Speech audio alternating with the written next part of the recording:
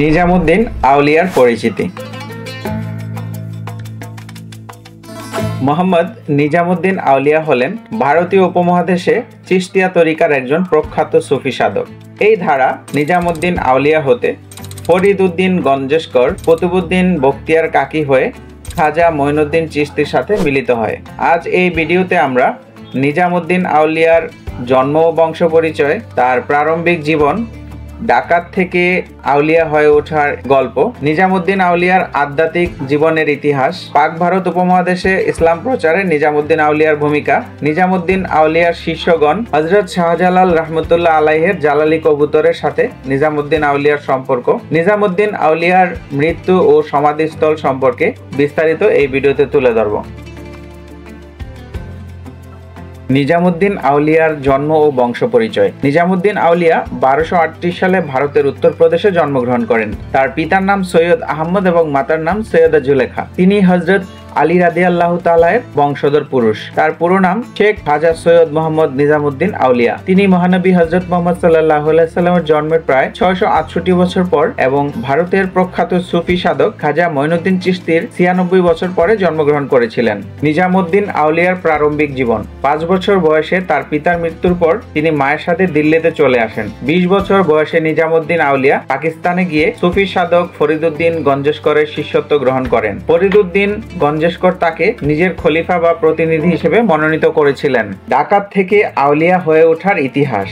মানুষের মুখে মুখে যে তথ্যটি প্রচলিত ছিল যে নিজামুদ্দিন আউলিয়া একজন বড় ডাকাত ছিলেন এবং তিনি 99 জনকে খুন করার পরে আউলিয়া হিসেবে খ্যাতি লাভ করেছিলেন, সেটি আদৌ গল্প কাহিনীর মতো বানানো রূপকথা। স্থানীয়দের এমনটি দাবি। নিজামুদ্দিন আউলিয়ার বর্ণাঢ্য জীবন পর্যালোচনা করে দেখা যায় তিনি ছোটবেলা থেকেই সুফি মতবাদ লাভ করেছিলেন এবং তা চর্চা করে আধ্যাত্মিকতাও লাভ করেছিলেন, যে কারণে মনে হয় তিনি আসলে একজন খুনি ছিলেন না বা কোনো ডাকাতও ছিলেন না। এটি একটি নিছক গল্প কাহিনীর মতো বানানো বা রূপকথা। আধ্যাত্মিকতার ইতিহাস। নিজামুদ্দিন আউলিয়া দিল্লির বিভিন্ন জায়গায় বসবাস করেছেন। তিনি যেখানে তার খানকা নির্মাণ করেছিলেন এখান থেকে আধ্যাত্মিকতার শিক্ষা প্রদান করতেন। এটি তার নিজস্ব আবাসস্থলও ছিল। এটি খুব অল্প দিনের মধ্যেই গরিব ধনী সহ সকল প্রকার মানুষের ভিড়ে লোকারণ্য হয়ে পড়ে।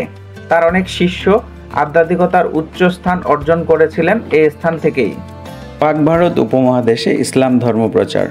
পাক ভারত উপমহাদেশে যাদের মাধ্যমে ইসলাম ধর্ম প্রচারিত হয়েছে হযরত নিজামুদ্দিন আউলিয়া ছিলেন তাদের মধ্যে অন্যতম। হযরত খাজা মঈনুদ্দিন চিশতি, হযরত বাবা হাজী আলী, হযরত মাওলানা ফজলুর রহমান গঞ্জে মোদারাবাদী সহ অসংখ্য অলি আউলিয়ার পদচারণায় পথহারা কোটি কোটি মানুষ দিনের সন্ধান লাভ করেছিলেন। নিজামুদ্দিন আউলিয়ার প্রায় 600-রও বেশি শিষ্য ছিলেন।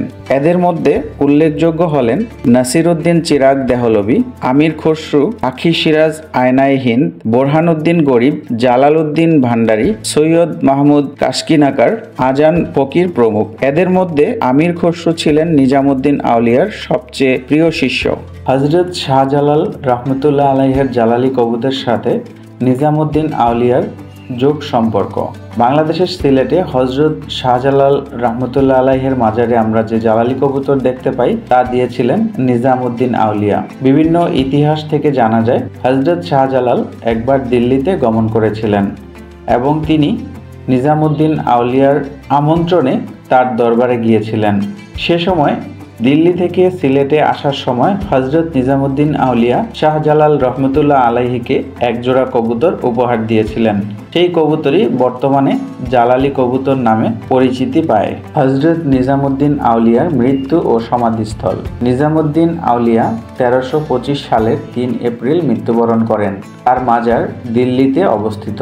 নিজামুদ্দিন আউলিয়ার বর্তমান স্থাপনাটি 1562 সালে নির্মিত হয়। তারপর থেকে শত শত বছর পেরিয়ে গেলেও তা ইসলামের মর্মবাণী প্রচার এবং মানবিকতার শিক্ষা দিয়ে যাচ্ছে। তার পর্দা গ্রহণের দিন থেকে এখানে প্রতি বছর উরুস পালিত হয় এবং লাখো লাখো মানুষ তার দরগার জিয়ারত করতে আসেন।